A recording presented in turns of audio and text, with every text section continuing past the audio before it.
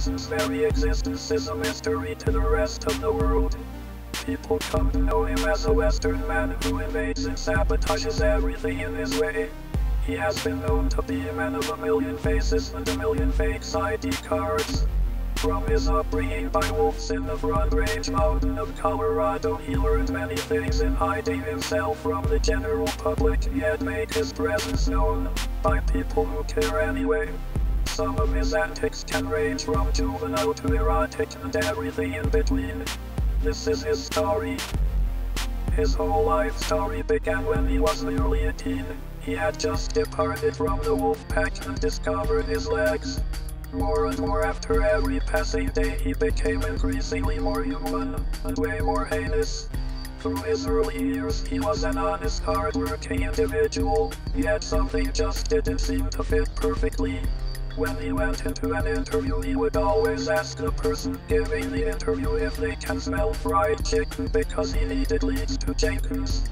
But he was always awestruck by his denials into the workplace, so he began to try and get even with not only these people but seemingly everybody. In his pursuit to get somewhere with his evenness, he formed Nelson Golden Gems. However, all the people in Silverthorne knew that this was only the start of something that was going to cause nothing but harm and violence to the rest of the town. The city folk tried to shut down his clever gold scamming company, but there was nothing that they could do because he had not been accused of any crimes. This was soon to come to him. In the middle of June, he was accused of insurance fraud because he was trying to fund his plan to kill Jimmy Carter by first making a 007-style jetpack out of plumbing bits.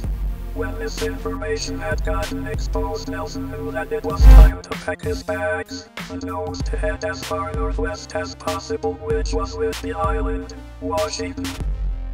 Nelson had made this his home for a while and no one bothered him either. He had even become a math teacher and pursued his dreams of finding a true end to pi, even though everybody already knew that he couldn't, and that he also places his time on things that will never really work, but he went on anyway.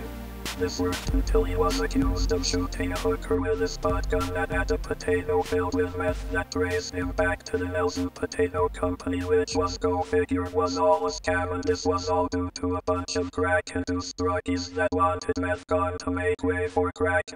He then depressingly closed shop and the light bulb above his head bursted. He left for something bigger than even his own idiotic motives, so please take this into account. Nelson is becoming more mysterious every single day, and there is absolutely no point in his capture because it will not happen. Be warned, look for scams, and when we say scams we mean things such as meth-filled potato companies, crack laundry detergent, wooden cars that are fire-powered, Star Wars parody movies, fried chicken, and of course jetpacks. As soon as we get more information or his whereabouts, we will tell everybody. Be careful, Nelson could be at your door, playa.